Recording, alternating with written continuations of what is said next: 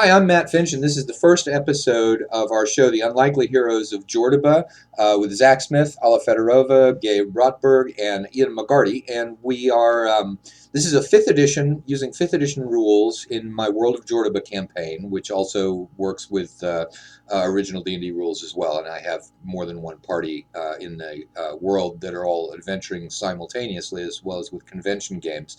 So there's a lot of activity there.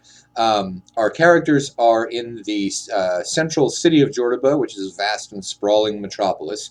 And they've ended up in some trouble. They've been shanghaied, and they find themselves in an area of the city called the Grimm Quarter, which is where some of the most dangerous inhabitants of the city are.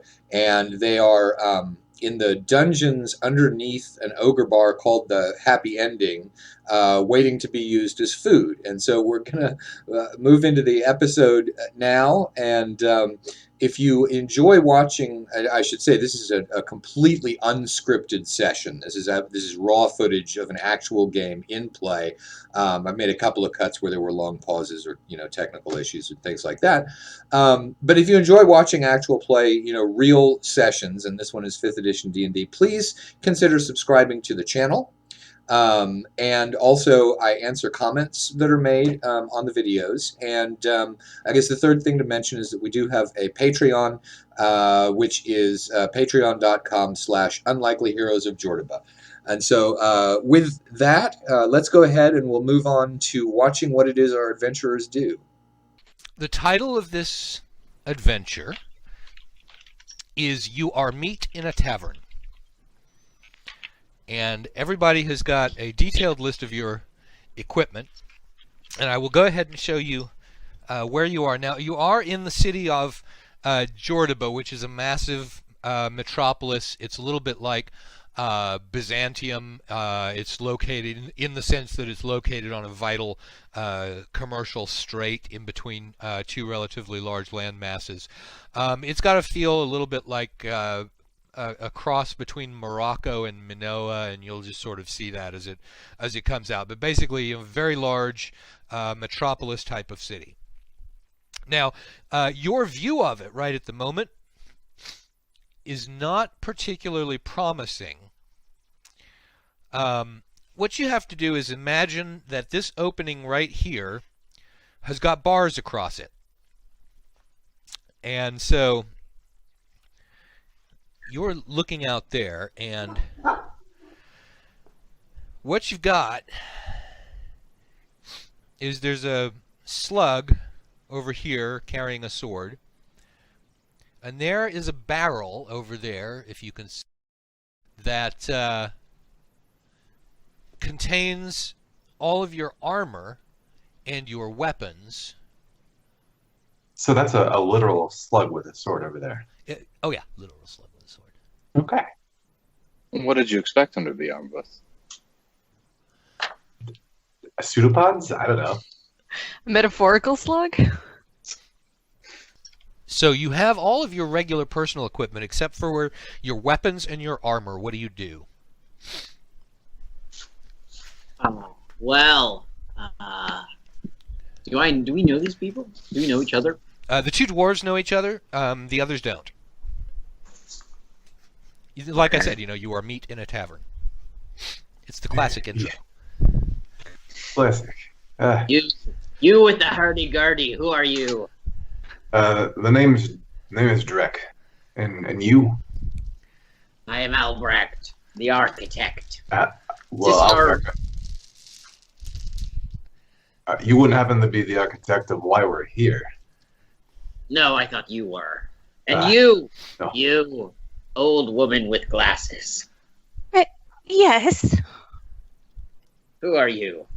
Well, I'm Mrs. Petunia Plum. This must be a tragic misunderstanding. I was just on my way to class. It was right around the corner here. Where are we now?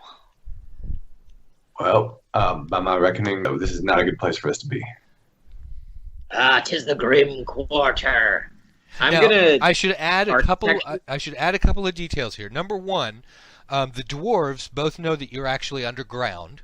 You're not just in a windowless room. Also, there is an iron grate at the top not at the center. It's sort of in the over in this corner here, which is to the south east. And in the ceiling over there, there is a ceiling grate, and there is a hook that sort of points a little bit through the ceiling grate. And you can hear deep, dangerous sounding voices from over there. From above the grate, basically. From above the grate, exactly. I rolled. Oh, go ahead. I rolled a 21 to do architecture. Okay. So I'm looking around at the bars and the floors and seeing if it's all consistent with what you've told us so far, and seeing if anything looks loose or anything like that. No, the structure of the room is exactly as it appears. It's an underground room. It's made of stone. It's made from the stone that one commonly finds around the city. And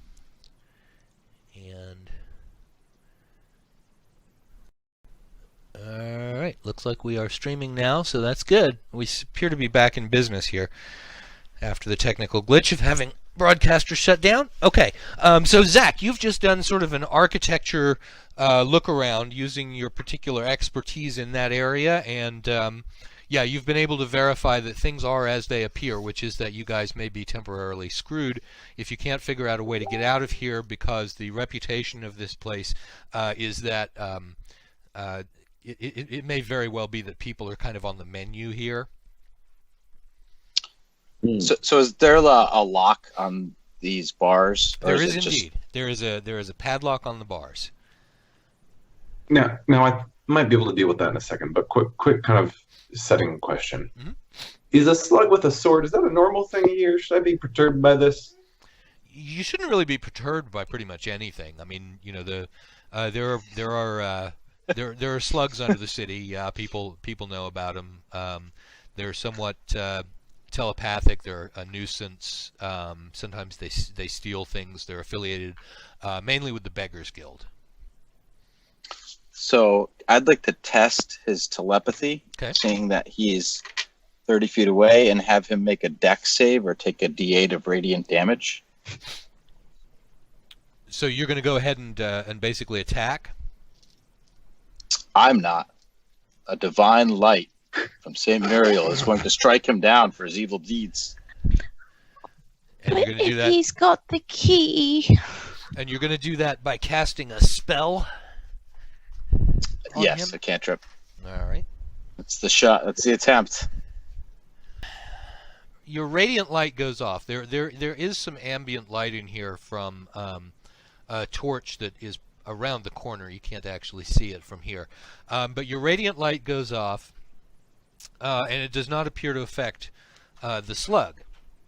And you hear in your voice, you hear in your head a voice that says, "Foodstuffs will stop." Do we hear that voice, or just him? All of you hear that voice. Well, I like where your head's at, boy, but maybe aim a little bit better. If you can keep him distracted, I might be able to do something about this lock. I could try that maybe. Dearie, and she calls out to the slug. Excuse me. You do that with your voice?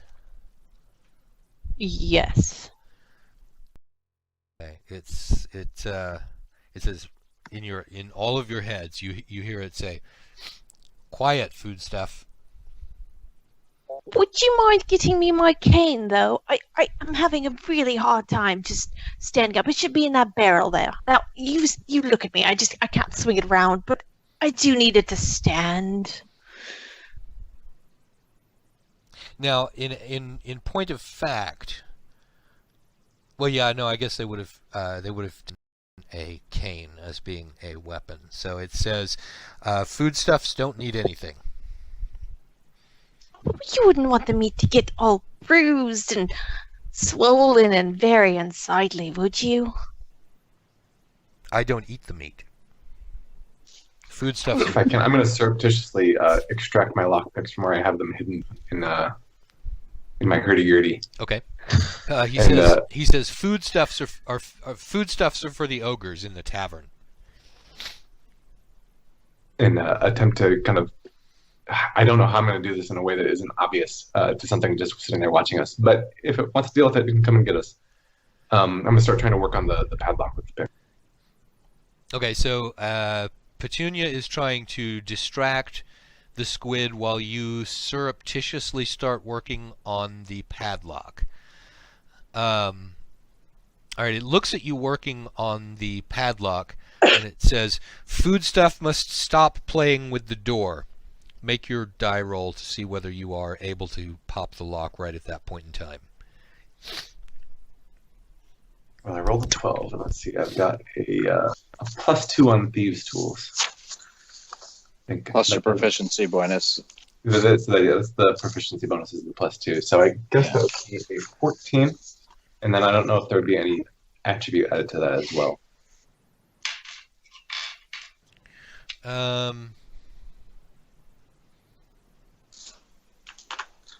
Only a 14. No, I wouldn't. Well, I would add an attribute bonus. Okay, if your dexterity bonus +2 because you have the skill plus anything else. That would make it a 15 if it's dex. Yeah, because you've got the skill. So yeah. All right, you managed to pop the padlock open. All right, it's open. What do you do?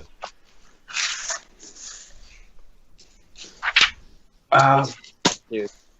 I'll step out if you open it. Here's your chance. Okay, so You might not get a... all right, so Ian steps out. Ian being Curzim. All right, so Curzim steps out of the door, and the slug immediately says out loud, in your minds, "Escape."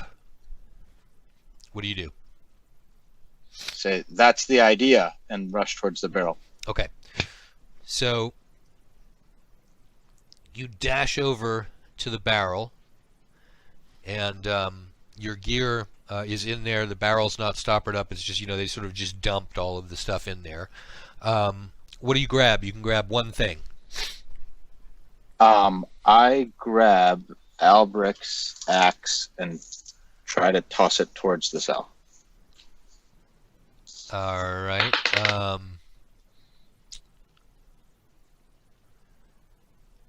Yeah, you can do that. Okay, so you sort of toss the axe in. So Albrecht, your axe comes skittering up against the opening in the cell. Yeah. At that point,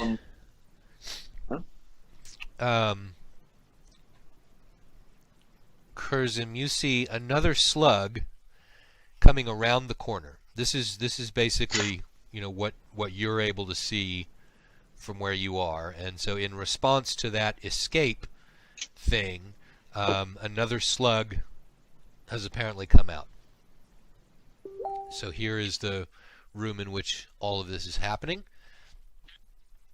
Albrecht, do you grab the axe? What do you do? I'm assuming I noticed the axe. Oh yeah. With my wisdom 5.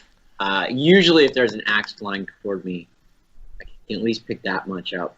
All right. I go, an axe dropped from the sky, and I scoop it up, and I go, "Have at thee, varlet!" And I just run toward the first slug. Okay. Full charge. All right, so you charge fully toward the other slug over here. You are now in melee combat. Yeah. Next person up is going to be our bard, Drac. What do you do?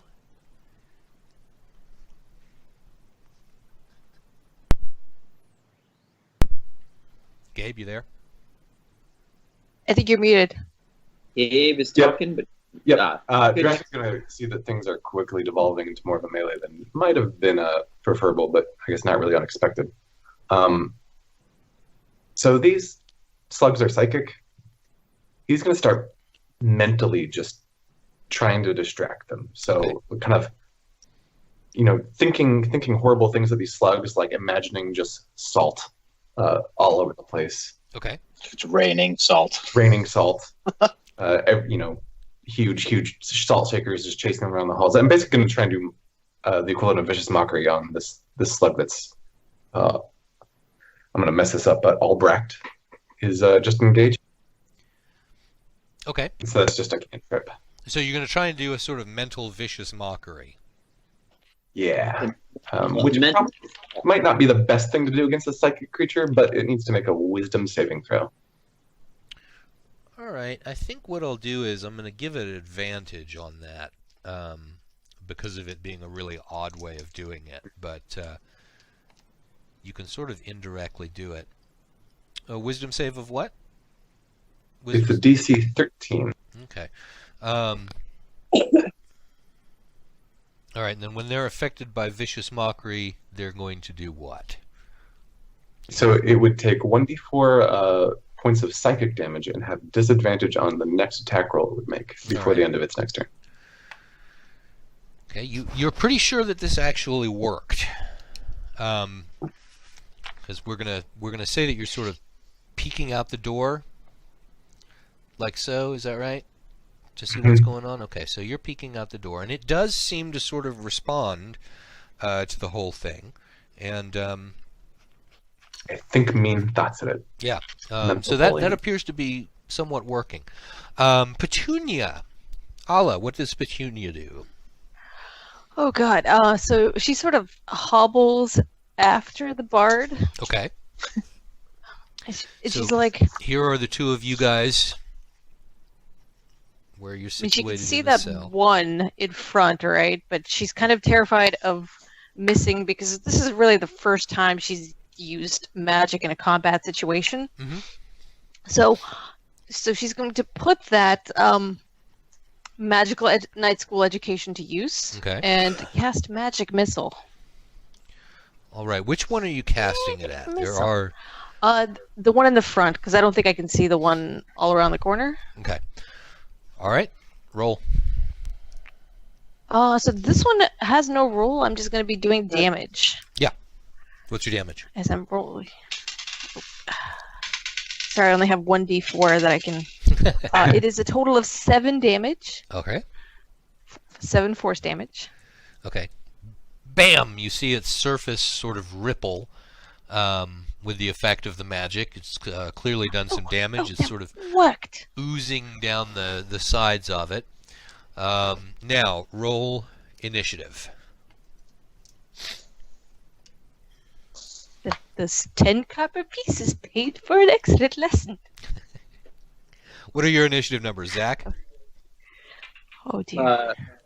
Mine is really bad. It's 5. Okay. Gabe?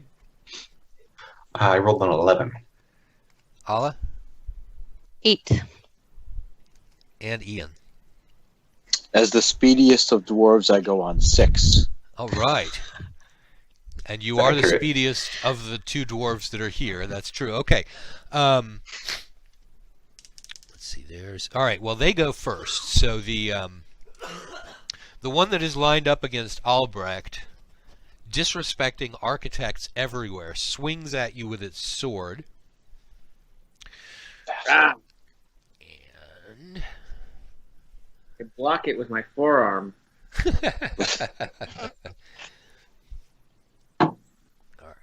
Plus 2 to hit 16. What's your armor class? You're not wearing armor. Yeah, with no armor on, it's 12. Okay. Now, was that the one that got vicious mockery? Yes, it was. Thank you. He's at this. It doesn't make a difference. All right, still ahead. And you take 5 points of damage, Albrecht. Then the other one.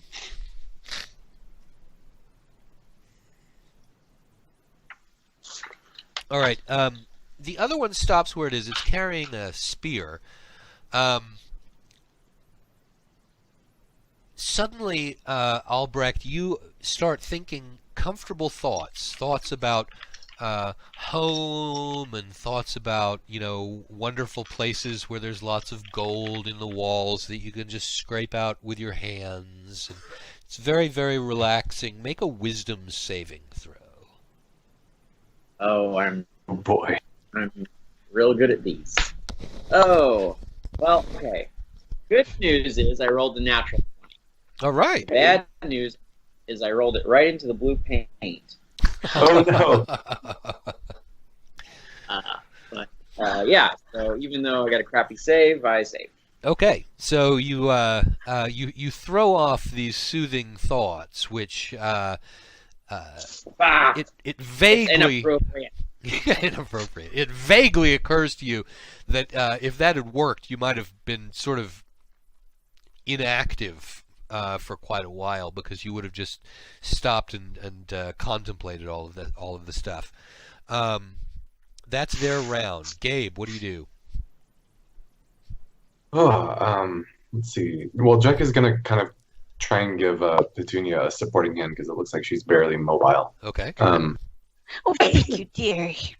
But apart from that, oh god, I really feel like psychic attacks on these things is not the right way to go. But he's gonna sort of peek out and look at the one that's over. I'm pointing at my screen, which isn't helpful to anybody. The one with the spear. Okay. Yep. So you peek out and you look at the one with the spear. Yep. And There again, it is. he's going It to has a do spear.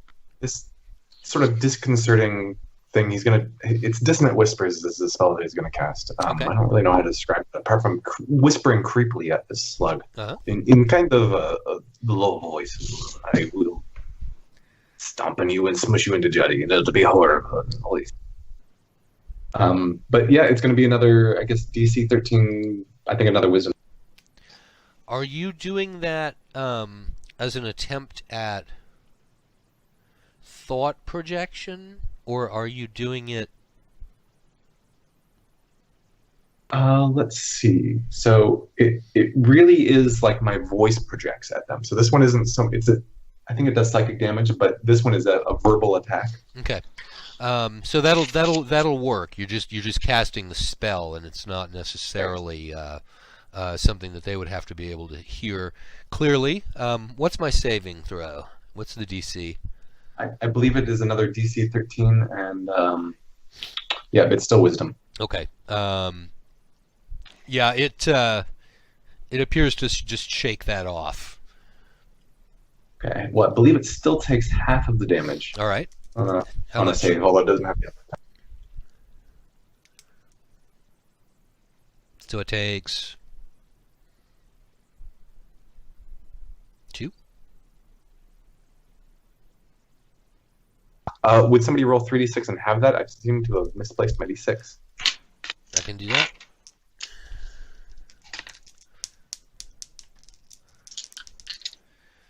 All right, 9, 10, 11. So it's going to take 5. Yeah. Okay. And that's psychic damage, you said? That's correct. Okay.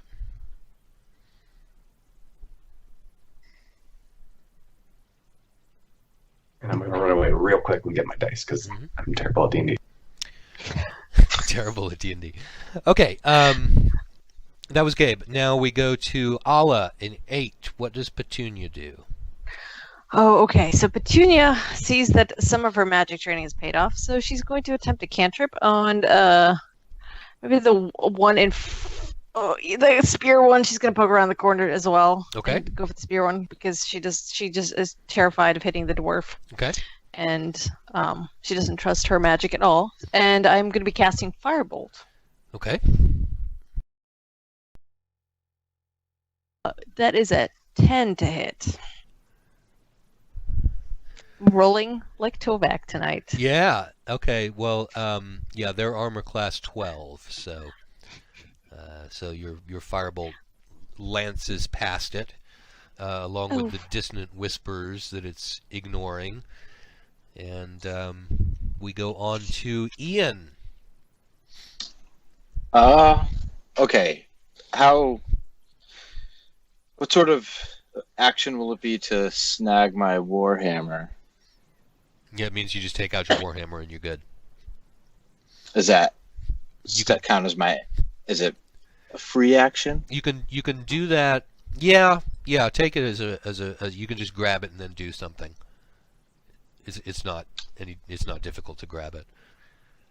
All right, then I will charge the slug fighting Albrecht and Okay. attack. You move up. Go ahead. Ooh, that wasn't bad. 18. What's it? That's a hit. So that will do. Ooh, I rolled a 6, so 5 damage. All right. That's Albrecht's one. And then I will use a bonus action if I can to heal Albrecht with Healing Word, All right. Is much appreciated. which will give him 6 back. Praise be to whatever God. The finger. Muriel. Excellent. Just the finger. The light in the darkness. Okay, Zach. She was the finest of all dwarves. We roll around finally to Albrecht and the axe. What do you do? Well, since the cleric is handling this slug, I'm going to go attack the other one if it's within my charge range. Yeah, it's 5, 10, 15. That's 20 feet away from you, so yeah. Yeah, okay. So I'm going to charge at it. It's got slug eyes, right? Yeah, it's got like little horns with eyes at the end of it. Are you going to get a fleeing attack though when you do that?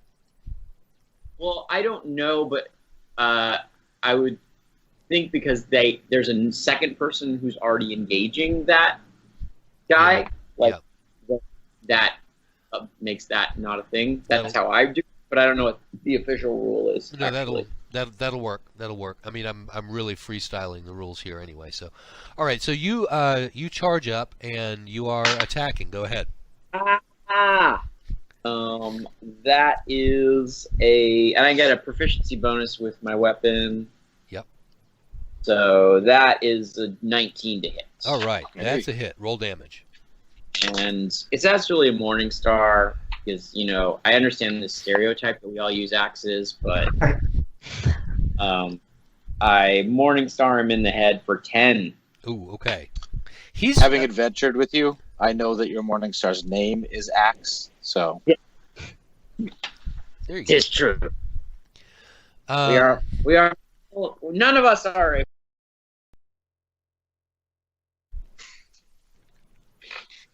Okay, I followed that. It took a minute. All right, that's the round, and we are going to roll initiative again for the next round instead of just cycling through.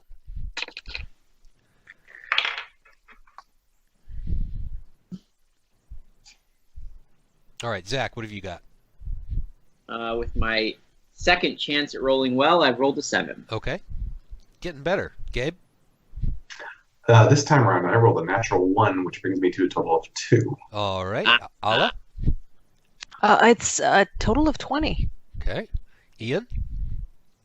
I rolled a 15, so with my bonus, that's a 14. Okay. Would you call it a bonus at that point? It's a malice. So first one out of the box is Ala. What do you do?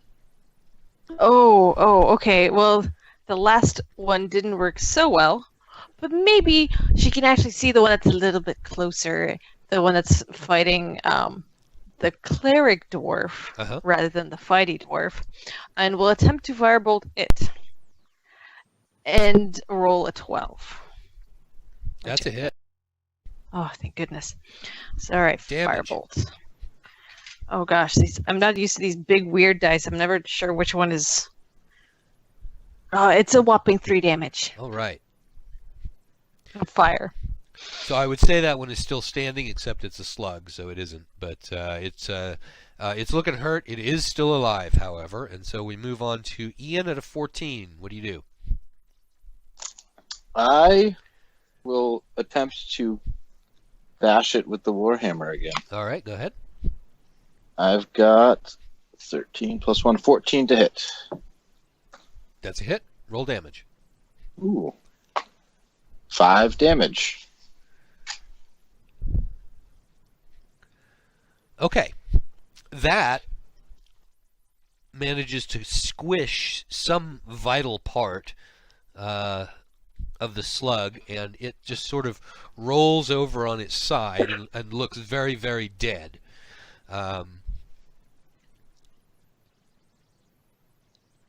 Then in 6... Nope, Zach, you're in 7. Okay, so this one's friend is no more. I'll just wail on him again, I guess. Okay. Natural 20. That's a hit. Nice. Did I do double damage or anything? Yeah. So is that, do you roll it, double it, and then add your bonus, or do you roll it, add the bonus, and then double it? You do not double your bonus. Okay. So that is a 9 points damage. Okay. That kills this one. So right before they were going to get their attack, in the very, very last minute, you guys managed to take both of them down. So you're standing now in this room with a couple of dead slugs, both of whom are armed. And what is it that you do? What are they armed with? Spears? Well, a sword? One was armed with a sword, one was armed with a spear. I'm going to head to the barrel. Okay. And start, pulling everybody's stuff out. Yeah, definitely need my walking staff. All right. Yep, I'll take my sword. Is everyone heading over to the barrel and going through that? Well, we don't need a crowd. I can keep an eye out for more slugs while people get their stuff out. Yeah, it's going to take me a while to put my armor on, so I'm going to go and start doing that. Yeah. So he and I will pair up and help each other with armor to speed along the process. All right. It's just a class. No, that doesn't fair. No, perhaps we should just be taking that and putting that on somewhere else. Maybe this is not the best place to roll up. But What? there might be ogres upstairs. I feel like if he wants to put his metal things on, he should.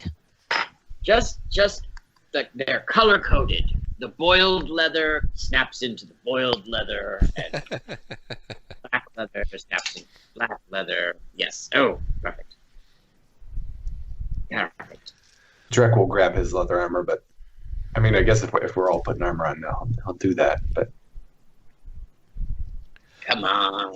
he works. Don't want us to walk around naked. He's a warrior. All right. So everybody's putting stuff on, and it's going to take about probably 5 minutes to get all geared up.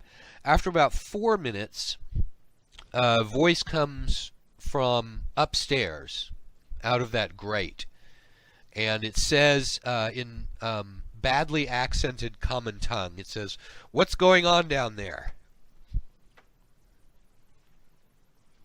I'm going to burp loudly. Okay. I feel like somehow an ogre will respect that gesture as being a sort of everything's okay without having to say anything in an ogre voice. Do I have to roll to belch? No. I'm going to assume that you know how to belch, and actually, yeah, that works. That seems to work. There's no more discussion because obviously in the eyes of an ogre, if you're relaxed enough to be sitting down and having a good belch, then there's not really a problem going on. It's just not the sort of thing. You just wouldn't really hear people burping if there was an emergency. So or from upstairs, they seem to be satisfied about that. You guys are able to finish putting on your armor. What do you do? Search the slugs. Okay. Oh, Yeah. Each slug is carrying 14 whole silver pieces in a little tiny leather pouch that appears to be sort of glued to them or stuck to them somehow. But you can just, basically untie it, take something out. Yeah. You really don't know What's how in that there? would work for the slugs. They've got little hands that they can protrude out. That was what was holding the spear and holding the sword. So apparently their little hand comes out and gets stuff out of the pouch. So you've got a total of 28 silver pieces to your name at this point, plus whatever gold you had retained. You have searched the slugs. What do you do next? Do we get XP for treasure in this game, or just for monsters? Just for monsters. You get it for monsters and then for mission, because I do award XP, for smart playing and stuff on top of the monsters, but I don't specifically measure it by treasure in 5th edition because it's not. Well, this silver is fine and good, but what I crave is vengeance. Vengeance on What I crave is getting armed. out of here with my head attached to my shoulders. Have you no for glory? You've been shanghaied and taken to the Grimm Quarter, my friend. Glory your is all hands fine and off the- good, but On the hilt of your sword. glory is all fine and good, but it won't necessarily get us through that grade up there. Maybe we should find another route out. I for one would not like to be ogre meat. Very messy. There's no... You can't be ogre meat. Let us face them down. The blessed cause of murder will bring great good to this world. Ah, that's the Muriel I know. This healing 6 hit points is fine and good. But what is the point of having them if I cannot use them to spill ogre blood? Can we start heading towards where the slug came in, the spear slug? You can. You can go where Albrecht will follow you because he's not paying any attention to what's going on at all. Okay, so Albrecht's just babbling about vengeance and so on and so forth, but following Curzim as he goes places. So let's... So I know that there's another hallway out that way where the other slug came from. Is there one kind of behind the camera as well, or was that sort Yes, of dead there end? is. So just doing a real quick sort of once around. This is where now you're looking out of the cell. Now you're looking to your right, and there is a corridor that goes down there, and then a T-junction. And then down here, there's a corridor that you can see. There is a door over here, and the corridor continues. So sort of looking down there, that's what you're able to see. I need to grab another piece of terrain. So you're heading down toward that hallway, and so you step past the expired slug that's standing there at the intersection, and so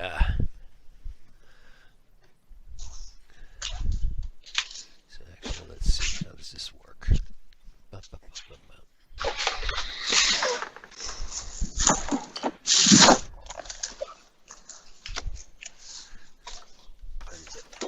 All important darkness indicator. Okay, so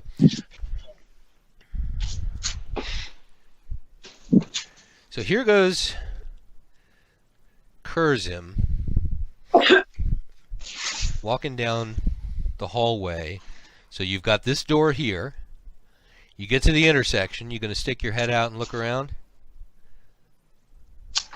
I'd like to listen first. Okay. Let me see whether you pick up any sorts of useful noises.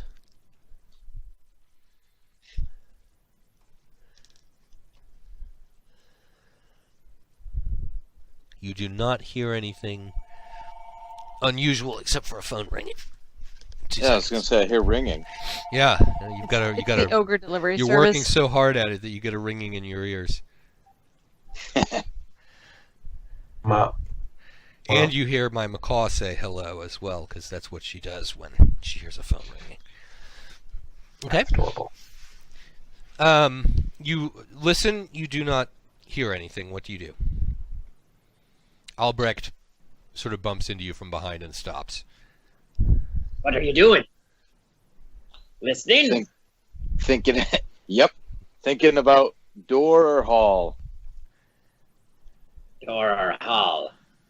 Well, I feel as though, knowing what I do of defensive architecture, usually you put a prisoner in a place with walls around it and a door, and then you put other valuables behind doors. So, doors tend to be more rewarding than halls. Are you two coming? I suppose. I'm assuming the door will lead to a way out, and therefore I have no choice but to go that direction. The Try director your looks back, looks at you. It's probably better to stay together. All right. How about a touch? There are two people here. This is just a lack of object permanence. Like, Very bad in an architect. Which means, I just feel like there's only two tiny part of the population that's dumber than him.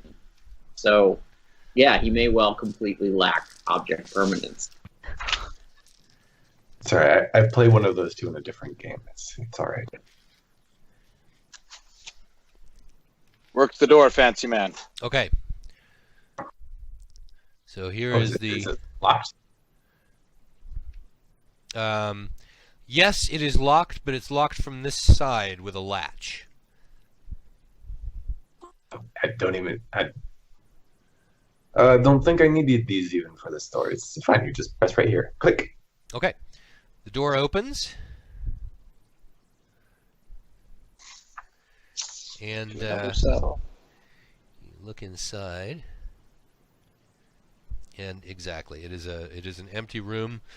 Inside are the same sorts of things that you had in your room,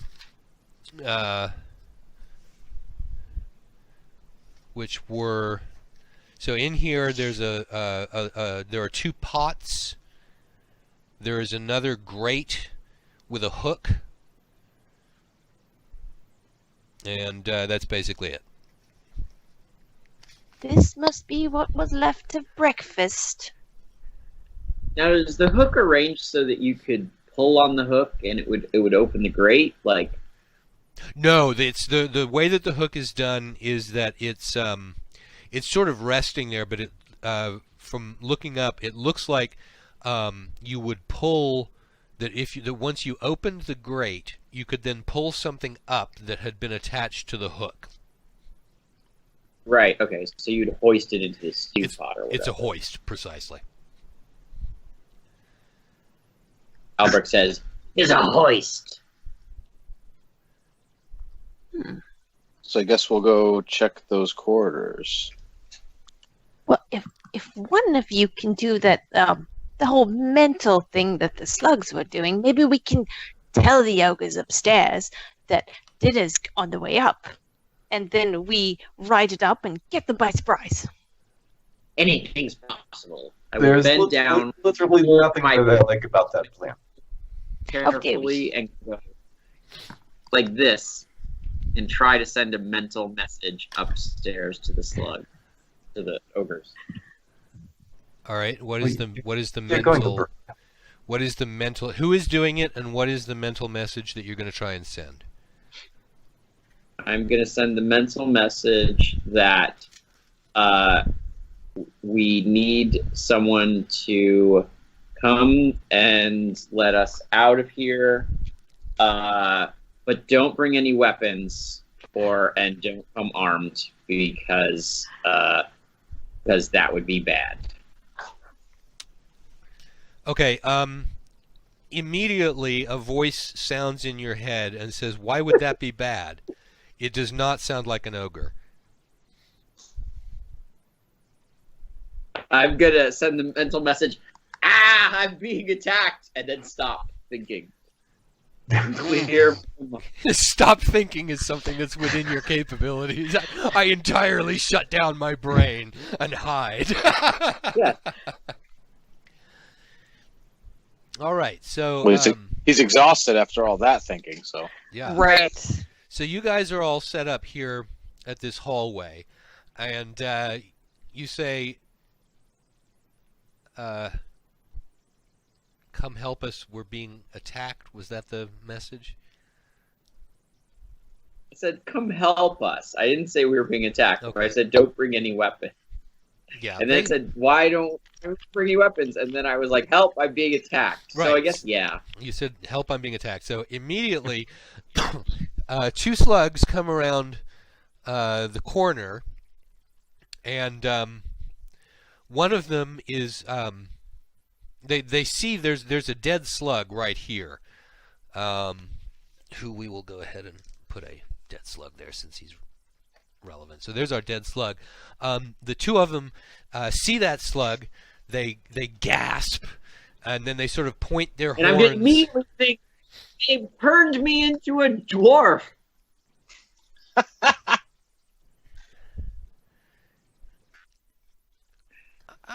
Okay, hang on a minute. Let me look at their wisdom. Because I mean, they're pretty much they're not Smarter stupid. than peaceful children. So yeah, they sort of don't buy that, and they move forward close to you guys, one on each. Roll initiative.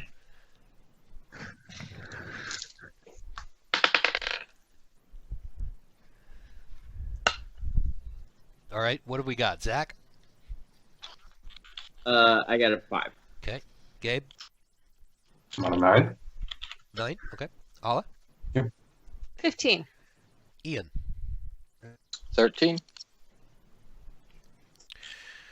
All right, so yeah, they charge forward and attack, but when they do, there's a certain level of hesitation, and so you think that even though they sort of disregarded Albrecht's claim that they turned him into that he's a slug turned into a dwarf, apparently it did sort of give them pause for a moment to at least have to evaluate that before they move forward, and so every single one of you guys is going before they do. So first out of your list is Ala. What does Petunia do? Another attempt at a flaming bolt with All right. a 17. All right, that's a hit. They're armor class 12. Roll your damage. Another 3 points of damage. Okay. My dice are awesome. Yeah, you're starting to think maybe that summoning them out may not have been such a great idea. Who is next on the roster? That's going to be Ian. What does Curzum do? If I've got the name right. The same one that she just struck. I would like to make a dex save or take radiant damage as the purifying flames of Muriel's might come flying from the sky, striking down this evil beast. To DC 13. You said that's a dex save, right? Yeah. Yeah, they're not particularly fast. He actually fails that. What do you do? So he takes 7 radiant damage. Is that that was the wounded one? Or was the other one? Okay, the wounded one. All right. He is starting to look a little bit the worse for wear. Gabe, you're next. What do you do? Drek has not been having a whole lot of luck with the psychic attacks versus these things, surprisingly enough. So he's going to take his longsword and attack, I guess, the wounded, or at least the one with the sword that he can see right here. Okay, yeah, the one with the sword is the undamaged one. Yep, he's going to attack that one. And he's going to attack with his sword two-handed. Okay, roll the hit.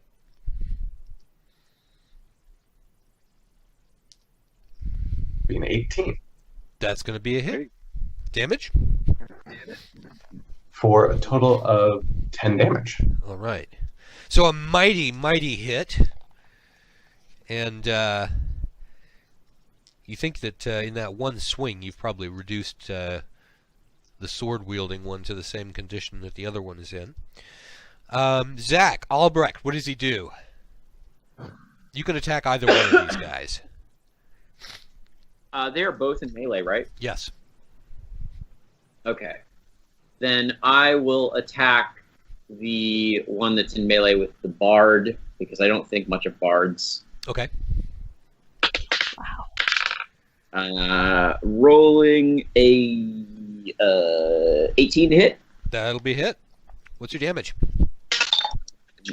Morning starring for 5 damage. Okay. So that one's really starting to look quite hurt, like it could be taken down with another blow, at least like the strength of the bards. But both of them have managed to survive through your ferocious onslaught when they moved up, confused by the possibility that the dwarves might be slugs. Even though they overcame that, they now attack. All right, the one with the spear jams it into Albrecht. Ah! You'd have to roll pretty well. You take 12 points of damage. Ugh, I'm at 0. Oh. No. I misspoke. It's not the one with the spear. It was not you, Albrecht. It was Kurzak, is Ian's character. Mixed up the minis. Also very wrecked. So you're hit for 12 12. points, Ian. 12, yeah. I'm down. Okay. Oh, no. Death But save that's a start cleric. next round. All Why right. did the clerics always die first? The other one is going to attack Drac, and he rolls a 17. What's your armor class? Oh, it's less than that. Okay. Even My armor before class is 12. his bonus is in. Now he does, since that was not a crit, you take 5 points. Oof. I'm still up. Okay. Roll initiative for the next round.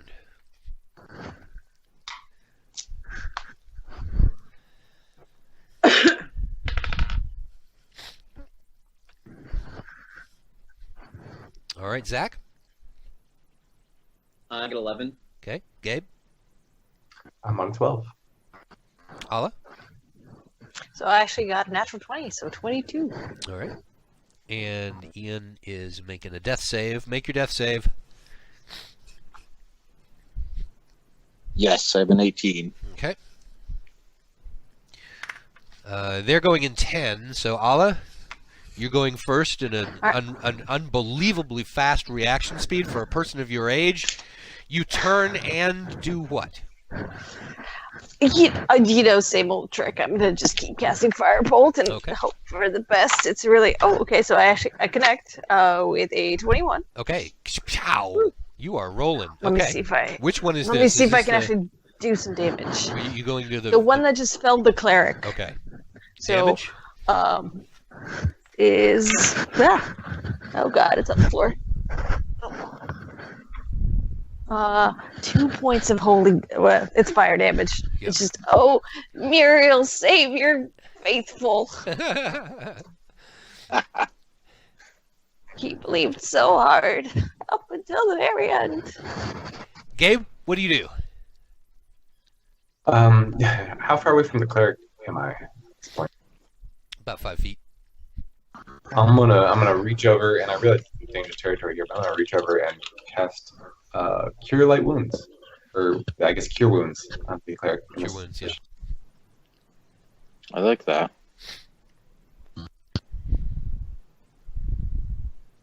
Muriel might not be here, but Drac is. And that's going to be a total of 8 hit points. Okay. Wow. So you are back up. And Feeling good. Zach, what does Albrecht do? I'm gonna go crazy on the one that hit the cleric. Okay. Like, he taught me to read. That is an 18 to hit. That's going to be a hit. Roll Both damage. words. For 4 points of damage. Okay. It's still standing. The two of them attack. The first one, the vicious one, the dwarf feller with the spear, is confused when you sort of move over and suddenly cast a spell that throws him off, and he swings his spear and misses you. The other one, however, is the one with the sword. Is not so confused by the whole thing. He attacks Drac with an 18. What's your AC? Oh, it's still 12. Suddenly I started getting an echo. Sorry, my AC is a 12. Okay. All right, that one must have been one of y'all's mics. Okay, your AC is a 12. You take 5 hit points of damage from the sword. And now I'm down. Okay. So Drek falls to the ground, adding a little bit more blood to the flagstones. That is their attack. We move to the top of the round. Ian, you don't need to make a death save now. Everybody roll initiative.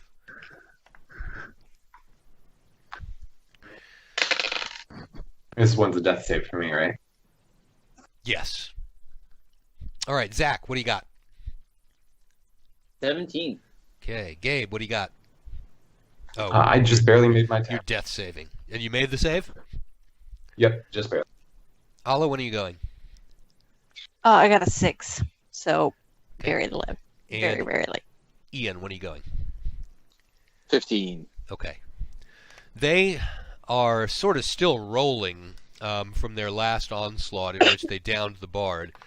The one with the spear attacks Curzum again and rolls a 9. I take it that is not a hit.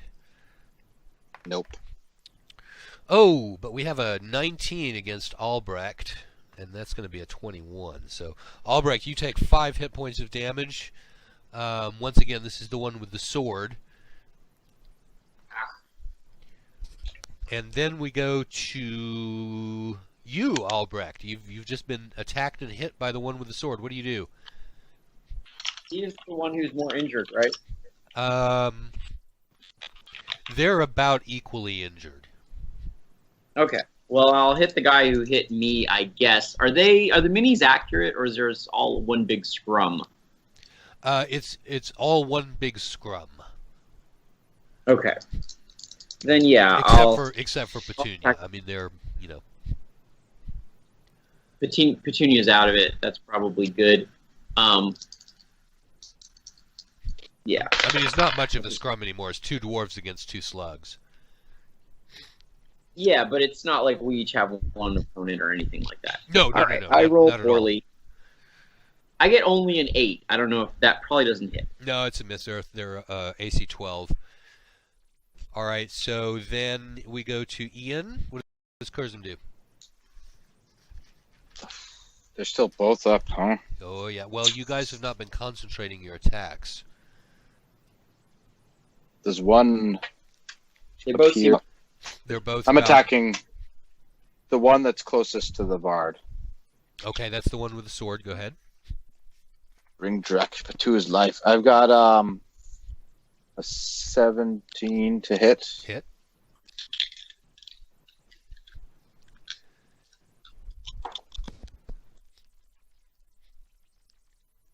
And if that hits, I'll do max Yeah. damage for 7. All right. So you heroically attack across Albrecht and slay it, dispatching it with a stylish dwarvish move,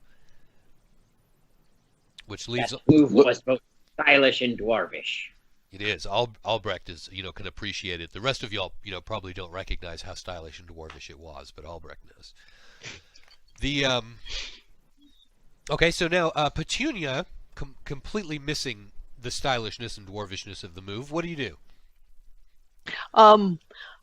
Seeing the desperation of what we're doing, she's going to go with a good old-fashioned magic missile. All right. Because that kind of Doesn't require a lot of aiming, and her vision's bad. So it is a total of 9 points of damage. Holy shit. Grandma Petunia's old-fashioned magic missiles. Okay. Old-fashioned magic missiles, just like your mama. The old-fashioned magic missile proves why it is the tried and true assault of the magic user since time immemorial, blowing a hole through the spear-bearing slug, which is partially spattered up against the wall next to it. And you guys are basically looking now at a hallway full of human and dwarven blood and squid ichor all over the place. What do you do? Gabe? I immediately go to Drek and heal him. Okay. I inhale. Inhale. Exhale. All right. You inhale. You smell All in. You smell the scent. You smell the scent of victory. What is Nine. that? 9 points Nine. to Gabe. Oh, well, I feel quite good then. When you come to, though, you notice that there's a desiccated finger touching your forehead that I'm holding onto you. It could be worse. I've seen worse. All right. So. And then I kiss the finger and tuck it back in my shirt. We'll go with that then. Okay. Well, thank you. What do you do? Not me to thank. Let's search the other slugs. Okay. Can we go Apparently these. Sorry, Zach. I was going to say, can we go in the direction that they came from? Yeah.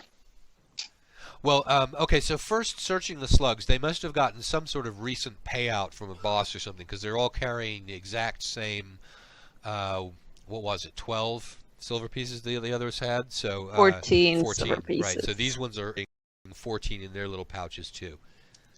So clearly, the price of you guys is 14 silver pieces times an unknown number of slugs. So sort of, you might be able to estimate the number of slugs if you put a value on yourselves. Ow. Okay. There are millions of slugs in here. All right, gang. My Are the long swords of decent quality? yes. Yay. Okay. I was just saying we were going to move on without you, Ian, because I was worried you might have gotten hijacked by your kids. Almost. I did a little bathroom break. It was so much fun with them. Awesome. Okay. So you guys are standing there. As I said, the corridor is covered in ichor and blood and all kinds of mean, ugly, nasty things. And you guys are trapped down in the basement underneath the Happy Ending Tavern. And what do you do? I thought we were saying we were going to go the direction that the slugs came from. All right. So you start moving along. And you get to the end Just of the make hallway. sure to think clearly. Here is the other cell that you saw in there. And then Albrecht peeks over to the right, and there's a door. Peeks, Oh, that was conscientious of them. peeks over to the left, and that corridor goes into darkness. Can't see how far it extends. Whoop. Okay, what do you do? Let's check out that door. Now, nobody think any thoughts that are violent, in case that's how the slugs found us. Well, the slugs found you because Albrecht mentally yelled, "Help, I'm being attacked." And slugs came out of this door in response to that. Think quietly. Think quietly. If you need to think. Listen at that door. All right. Who is listening at the door? I will. All right. Yeah, you listen in there, and there's sort of squidgy noises of somebody squidging around in there, and then you hear a voice in your head that says, "Everything okay out there now?" I will think back. Mm-hmm. And that seems to satisfy the voice. It doesn't have anything else to say. Do we all hear that? You all heard that. And I'll Okay. hold up one finger to them and then point in there. I'm gonna When you say Open up there, my where do you mean, Ian? Into the door. You're pointing your finger into the door. Okay. Okay. I have an animal trap. I'm going to set it up right in the center of the door. These things are rather broad-bellied, right? Yes, very. So I'll set the animal trap up in the center of the door, and I'll pour some oil in it, and I will hand the flask of oil to the bard, and I'll say, Drac, are you familiar with this craft? Not as such, but I have a good idea where you're going with it. You take the flame and place it upon the isle at the moment that you see the beast. And All right. then I'll do you I'll one be fact, and I'll So let's- cast minor illusion to make it look like just sort of a rocky ground around where the trap is. woo! All right. All right. Can we all go back around the corner now? Yep. Sure. Yeah. So you guys back up that far? No, like just right around the corner I'd like to be. Okay. So you're standing here at the end of the slaughter corridor. Anybody else with you, or just you're waiting there, or? Well, I'll go around the corner so that like we can peek around and see. Okay. And zap. All right. So all of No, y'all I'll are be sort right. of you're sort of lined up Scooby-Doo fashion. That's pretty accurate. And then I'll think really hard at the door, like, help, help. Okay. As you And have while he thinks that, I'll think, they're escaping. Okay, it works precisely as you are planning, and two more of the slugs emerge from the door, and that's where you set the trap. Is that correct? Yeah, so one of them should get bit right in the belly. And I'll look up the mechanic. Here we go. They must succeed on a DC 13 Dex save. Okay, he does not. What damage does he Alright. take? He takes 2 points of damage and must stop moving, and then next round he can try to do things. Okay. I will take that opportunity to throw the flask as well. All right. So you move forward and throw the flask. Roll. Petunia can light it on fire. Natural one. Oh, God. All right. Excellent. They're So right in front of you. you rear back into a pitcher's position, and you throw the flask backwards into this room. It's very sad. That's where the flask is now. It's all oily. All right. Now, Does anybody else get initiative? Oh. yeah, no, everybody's going. So Albrecht, what do? You see your trap function. You see the oil go backwards. Okay. So there's one that just went through, and I can see one behind them. Is that right? Yeah, Okay, I mean squeeze they're through. pretty close to side by side. Oh, okay, so there's one next to him. Yeah. In that case, I will. What is the light source here? Actually, the torch is right on this wall right here. Okay. I see it. That's the torch that's been illuminating all of this for those who don't have dark vision. Can I get to the torch and huck it at them? Because Yep. they're both in oil, I assume. All right. No, they're not in oil. He threw the oil the wrong direction. Oh, I think what my plan was, and it's fine if this isn't what got across, there would be oil on the trap in that square, and then I would hand the thing that would light up the oil to the guy so that, to the bard. But No, that's whatever. cool. If that's what you did, then yeah, That's what I meant. there's absolutely no problem. I mean, it's like 15 feet away from you, the torch, so you can it's a normal torch in a crescent. So I mean, you just yank it right out. It's not attached or magic or anything like that. You can throw it. Is it legit? Or in a puddle of oil now? They are in a puddle of oil. Or no? Yes. Okay, then I'll grab the torch and huck it into the puddle of oil. Okay. And do I not get a proficiency bonus with torches? Is that? Not if you're throwing How them that not if you're throwing them as a weapon. Then I rolled a mere 8. Okay. I'm trying to hit the ground. Yeah, you're trying to hit the ground.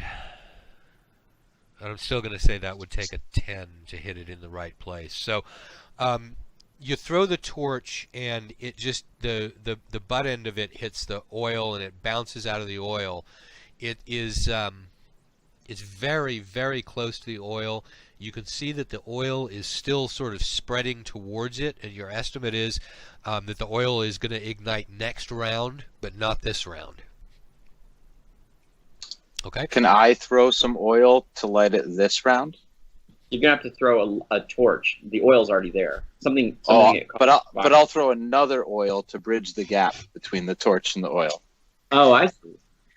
Yeah, And if that doesn't work, Petunia will try magic. All right, so yeah, I mean, there's a firebolt spell sitting right there, but okay.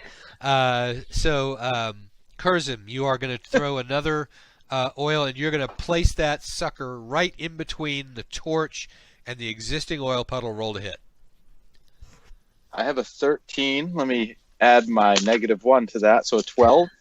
All right, that'll do it. You don't place it precisely where you wanted, but it is close enough to manage to ignite from the torch, and then that ignites the rest of it. So they go up in a small conflagration. But they don't look terribly, terribly hurt.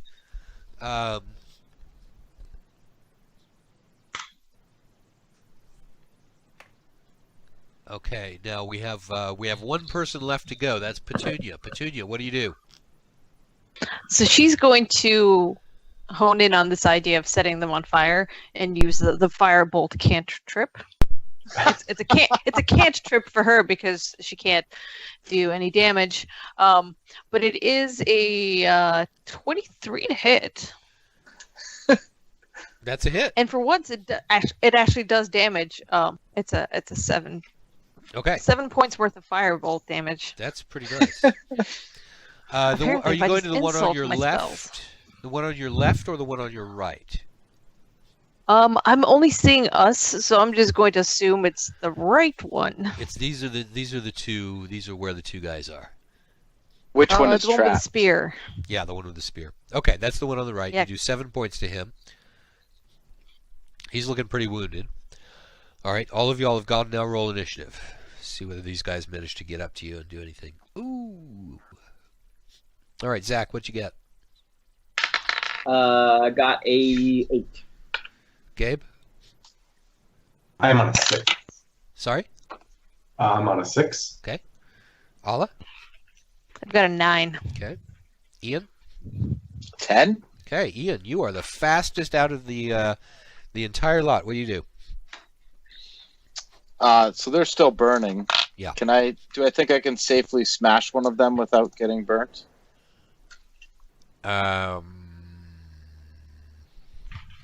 There's a lot of oil burning there.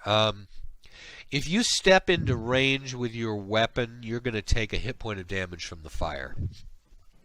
All right. I will have the one that is not in the trap make a Dex DC 13 save or take not just real flames, but sacred flames as well. All right, and he takes Sacred Flames. How much damage did you do? 7. There we go. All right, it looks like if it were not a slug, it would be on its last legs. It's in very, very bad shape, looking virtually dead. Ala, what do you do? What does Petunia do? Oh, the same old firebolt trick because it has been very effective so far. 19 to hit and 4 damage. Which one is that on? The one that's looking really hurt, or the other one?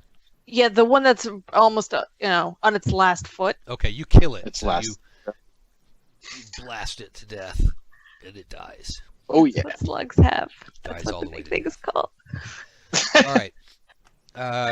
Then Zach, what does Albrecht do? There's one left. I'll shoot him with a crossbow. Okay, you switch weapons. Yeah, I rolled a natural 20. That'll be a hit. Anybody know if long crossbow is D8 or D10 or D6? D8. That is 6 points of damage, or 5 points of damage. 5 points. Okay.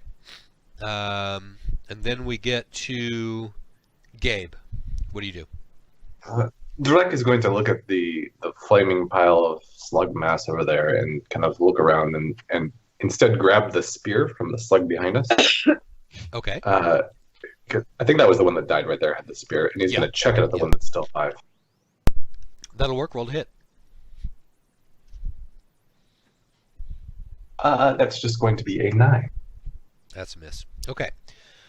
Finally, right at the end of the round, this slug is able to act, and Is he the one in the trap or the other one? Okay, he says, "I surrender." All of you hear it in your heads. Then roll, you idiot. Roll. Okay, he starts rolling. I'll Try to put a blanket on him and the put him fire out. Okay. So That was him. you manage to extinguish the slug. State your name, Slime Trail. I try and disarm him. He doesn't have arms, but I take his weapon. This. Okay, you take his weapon. Somebody asked what his name was, and he says it's Sulmaj. What kind of name is that? Slug name. Slug name, yeah. Oh, that's actually... But more importantly, does he know the way out of here? Anymore. Now, are you saying that, thinking that? What are you, how are you... Thinking that. Are you thinking it at the slug, or just thinking it to yourself? At the slug? Okay. The slug says, yes, I know the way out of here. I'm going to think at him, how many of you are there? Well, there's still, there's the priest is in the temple, the two other priests, our leader, there's still quite a few of us. What do you mean, priests? All of this underneath a bar? Well, this isn't, we sell the meat to the tavern, but we're not the tavern. There's an underground common room around the corner, but I mean, this is where we live. All right. Look, We're it gonna, doesn't need to be... Sorry, go ahead. I'm going to empty their purses while they're there. So Okay, we once can at least again, start- clearly there's been a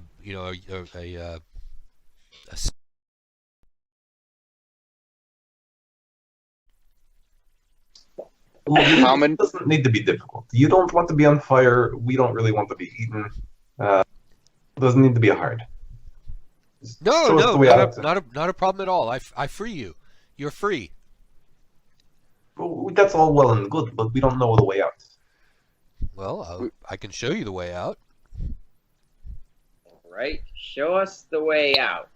Wait, But- before we do Yeah. that, I'd like to tie 2 more oils to the slug, Okay. and then I would Wait. like to leash him with some rope. Ensuring compliance. Okay. Okay. Well, he says this is not a good plan. This is the way of Muriel. Why is this not a good plan?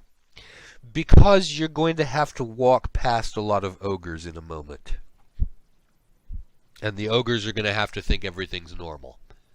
And ogres are not very smart, but I think they'll figure this out. No, because there's a second part of this plan. Oh, This no. is only phase 1. How big are the slug? What? Oh, yep. How big are the slug? How big is it, you said? Yeah, how big is a slug? It's about 5 feet long. And how, big around? Like, would it fit a dwarf? Yeah, Like, for yes. example. Could you Like fit a a slug. dwarf in the slug? Yes. Oh God. All right, so we're going to tie... I have a chain. I have 10 feet of chain. Okay. I think 5 feet and big around as these slugs. That'll probably fit even the old lady. And is the bard tall? He's a Tall-ish. pretty big guy. He's a half orc. We want to make some slug skin coats, is what he's saying. Yeah. So, kind of crawl inside, and then I got a 17 strength. So if I could So just we're taunting these slugs, is what I'm hearing. slug corpses, we can't have killed them all in ways that make them impossible to salvage. No, you can, Some you of them can are on salvage- fire. You can As salvage soon all of them. as you're surrounded on all sides by slug, it's architecture, which is my métier. So, just get inside the slug, cut two little holes where you We can, thought they smelled bad on the outside. and we're home free. Jalek is not very happy with this idea, but he's going to get out his disguise kit and make it passable. I'd also like to try to use medicine to stitch together these slug coats so they appear a little bit more realistic. Okay, at this point, the slug says, "No, really, the underground part of the tavern's right around the corner, and all you have to do is walk through it, and then you'll get to Tapeworm Alley, and you're out." But we have to get past the ogres. Well, You did mention ogres. yes, but just walk through, look tough. It'll totally work. Do the ogres not know that? Why am I Russian now? Do I? Do I? Not Do I They think not that he's here. being supposed honest, to be. though? It's apparent. Whenever you think about architecture, you go Russian. That's what it is. I guess. Do I think that the slug is being honest? You got no freaking idea whether the slug's being honest. Hey, we got insight. This is 5e. Yeah, can we use the 5e cheat anti-roleplay move and roll a d to determine that? Given the fact that the slug has absolutely no facial expression whatsoever, no. He did, however, tell us that our last idea was bad, which might mean that he actually cares. Well, look, Or in he might. the grand scheme of things, I would really prefer not to be wearing slugs. It's hell on the strings. These things aren't cheap. You never get the smell out. You do what you please. I'm going in the slug. All right, I'm so going to crawl inside a slug corpse, and this is going to be my plan because either he's telling the truth and it's unnecessary, or he's lying and it's unnecessary, or he's telling the truth and it costs us nothing to walk around in a slug skin. Nothing but our decency. And your pride. Like we said, it costs us nothing. okay, so Fairly Albrecht delivers the very last part of that monologue and sort of muffled as he manages to pull the entire rest of the slug over his face. And so he's standing there. He looks like a 5-foot tall slug standing on its tail and is gesticulating, explaining his plan. What do the rest of you do? I will try to wiggle forward and see how it works. Yeah, and I'll don my slug suit as well. All right, so the two dwarves get into the slug suits. Did you? You said something, Zach. You said something, Zach, that I didn't hear when I was talking about you standing up. Did you say you were getting on your stomach or something? Yeah, I'm gonna get on my stomach and try to worm around and see how that goes. Okay. And I'm gonna turn and I'm gonna stick my arms in the little eye sockets or eye stalks and move them around and say to Kurzim, the tall folk don't understand the basics of tactics. Can you actually see out of that? Who said that?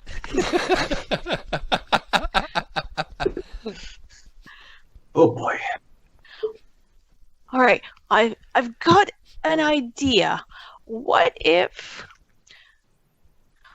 Well, we can look like we're being taken somewhere without having to put on the slug things, and I can lay down some rope that the slug folk can follow.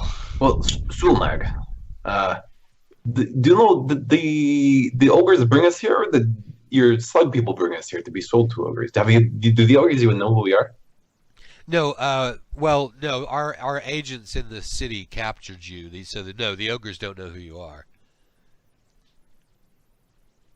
And they never will. Because you're disguised. Precisement, as they say in France. Right. Well, it's this way, says the slug, and he heads over to the door in this corridor, and he says, "All right, follow me." We.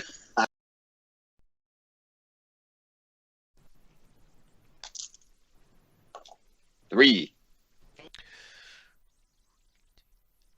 Okay. I will attempt to help guide one of the Kurzak, slugs. you can't see, but by accident you're able to go in the right direction. Albrecht, what do you do? Well, I'm going to look for the freshest slime trail too. You can't I was see hoping- anything. follow You're that. wearing a slug suit. You're just moving based on sound.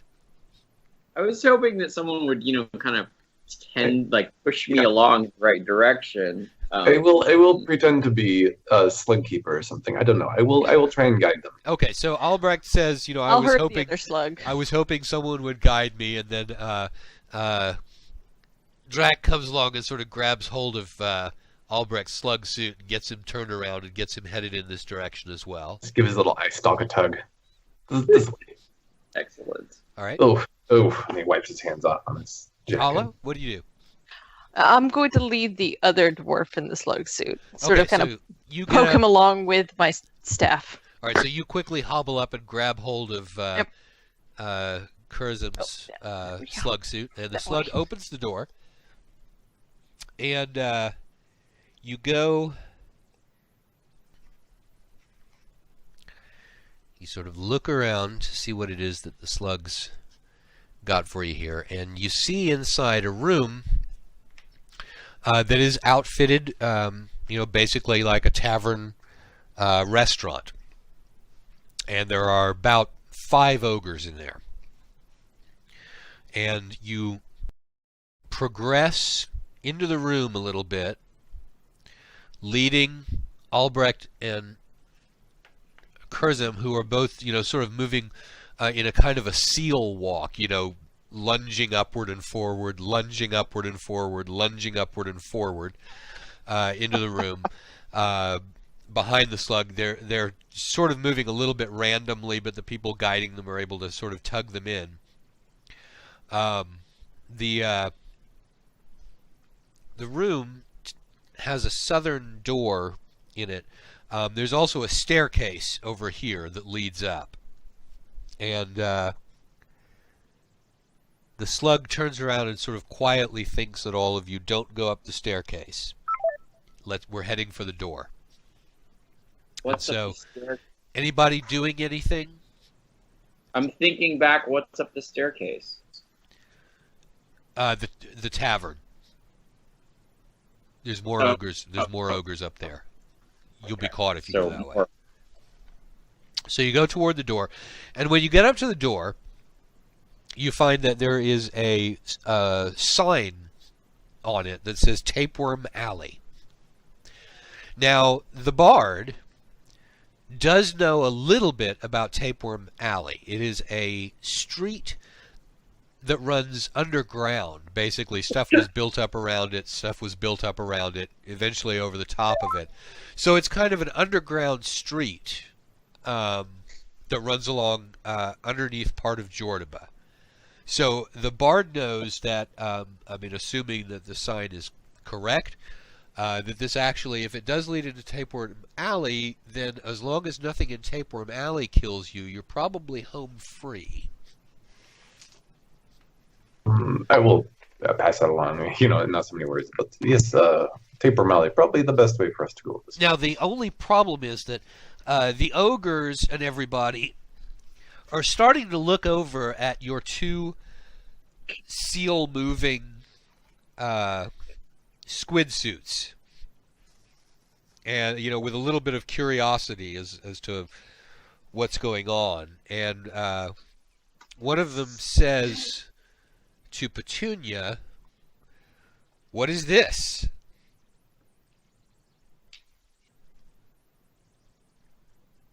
They're being Okay, too that's expensive. Yeah, that is a it's just totally that.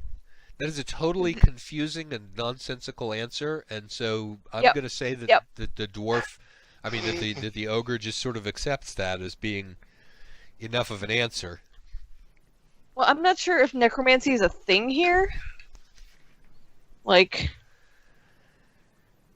would that be super bad or something ogres would respect? But like, my go-to would be, oh, these are my reanimated servants.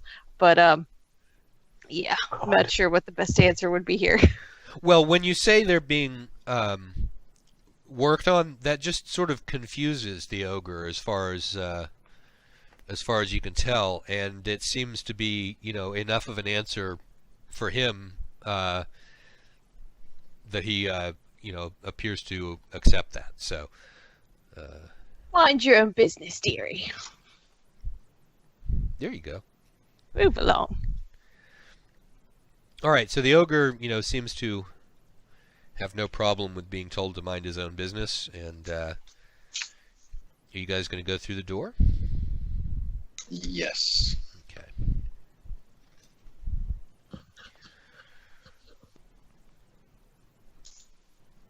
You come out of the door, and what you're looking at is a torch-lit street underground. Here's the the door that you just came through, and it's basically looks a little bit like a street, except for the fact that some of the walls are basically dungeon rock. Some of them plastered over. There are regular people in the street. There are also you see one slug off over here going about his business. You also have, hang on just a moment, let me,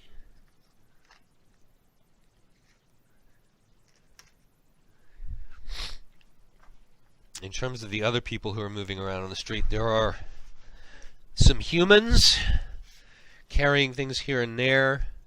There is a gnoll walking down the street. Over here there is a Tengu sitting down who appears to be just begging. There is a pack centipede following the gnoll, looking like they're making a delivery. And the street is sort of like that all the way down. What do you do? I mean, is this like a normal day for us here? Say louder, Zach. Is this like a normal day for us here? Like, this is what this place usually looks like? Drax, this is similar to what Drac has seen before. You don't actually know because you've never been here. It's pretty normal. Just pretend like we're used to this. I guess keep slugging on.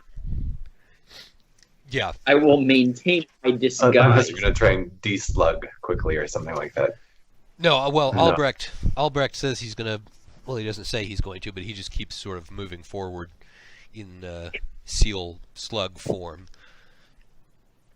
I'll remove the slug disguise at this point. Okay, so you disenslug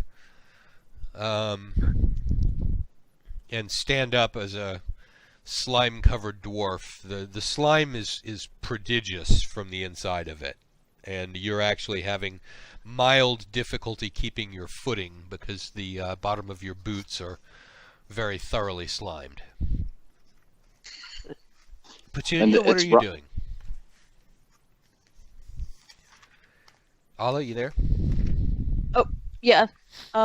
Sorry, I've been having technical Skype difficulties, so I'm not sure what's going on other than people are de-sliming. Yes, people are de-sliming Just- in the underground street, Tapeworm Alley. Okay. Well, I think we should just keep moving along. Okay, so you What's guys, the dirt? The ground made of? the Is it ground stone? the ground is stone. Yeah, I mean it looks like regular street flagstones, except for the fact, once again that it's underground. So If I know this part of town about where we are, I'll try and start leading us towards the not bad part of town. well, all of Tapeworm Alley is basically itself a very, very dangerous neighborhood. But the last time you were here with people who were heavily armed. But what you do know is that along the street there are various places where there are stairwells leading up to basically, grates or manhole covers or ruined buildings, things like that. Are you all able to see me? Am I in the camera? Mm-hmm. Okay. So there's these various stairways that do go up. Most of them come up into slums, but pretty much anywhere you come up is going to be better than the Grimm quarters. So you're just going to go along, waiting for one of those things. You go past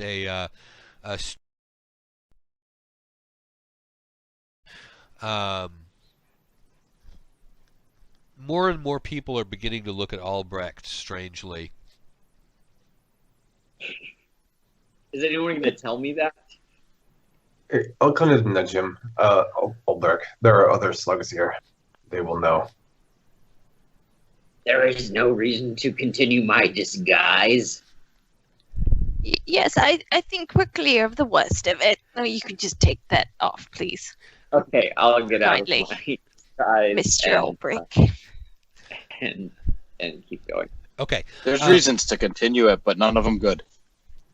So when Albrecht breaks out of the slug costume that he's wearing, the other slug down the street, you can tell, suddenly is paying full attention to the fact that a person has just come out of a slug, and he says mentally to Albrecht, but the rest of you are able to hear it. He says, "What are you?" I'll say, I was bitten by a were-slug. I shed my skin according to the phases of the moon. It was all right. I'm a visitor here. That's my accent. A were-slug, it says. Never heard of such a thing. Well, your fair city is full of wonders. It's, But one day you may visit us.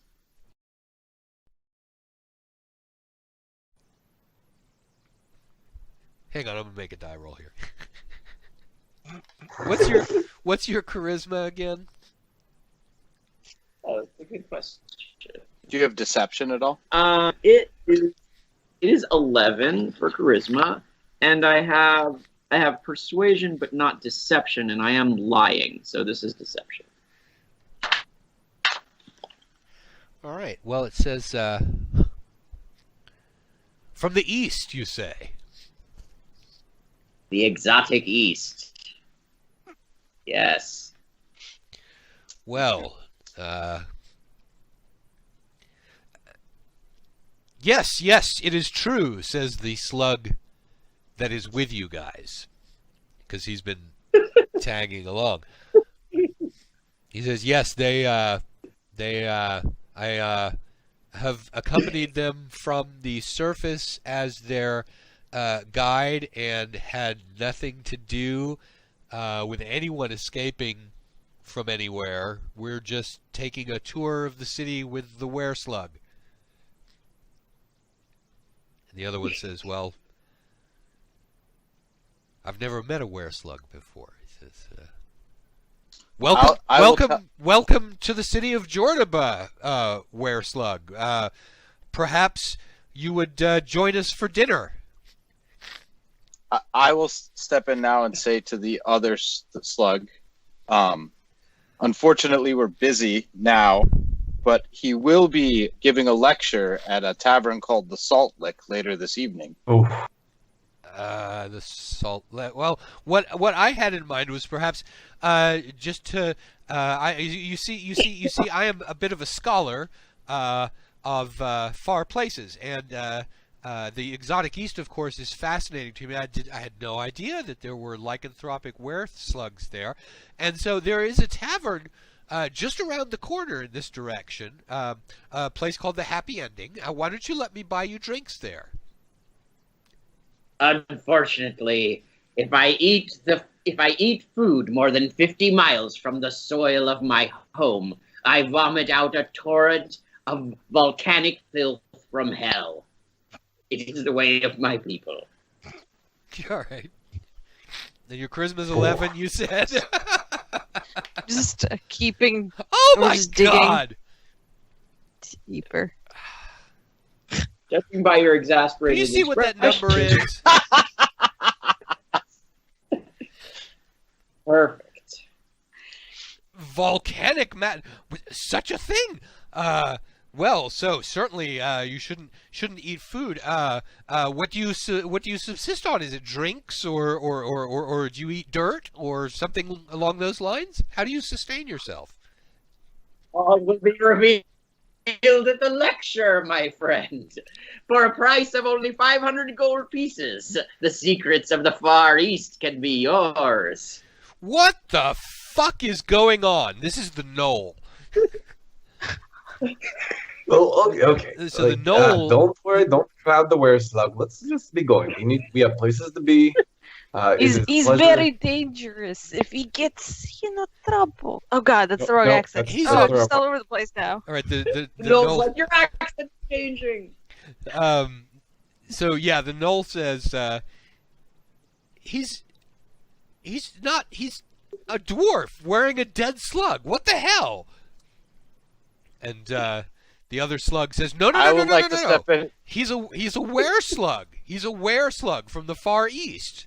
And the slug behind you says, yeah, he's a were-slug who really has to be elsewhere. So we're going to be heading on this direction, shall we? Let's go. Come along, past the Knoll, everyone. And the and I said to the Knolls, we go by. I hear there's free drinks in the bar down there. You should go check that out. He says, yeah, there's free drinks down here. Never. Hey, And you're lost, friend. Yeah.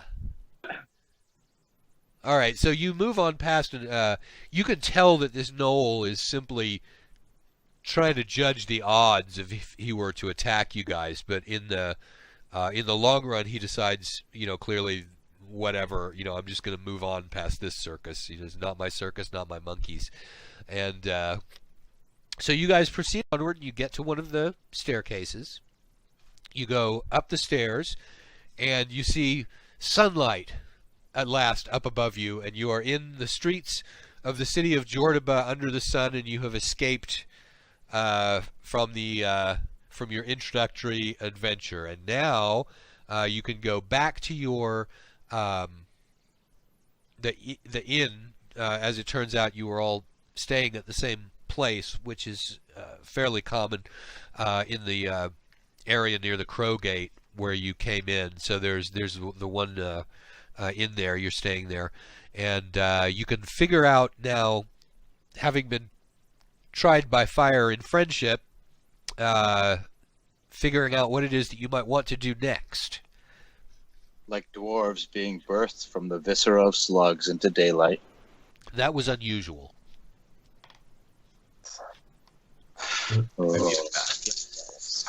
Yeah, That's what Jack means. I wasn't even in the slug, and I need to get clean.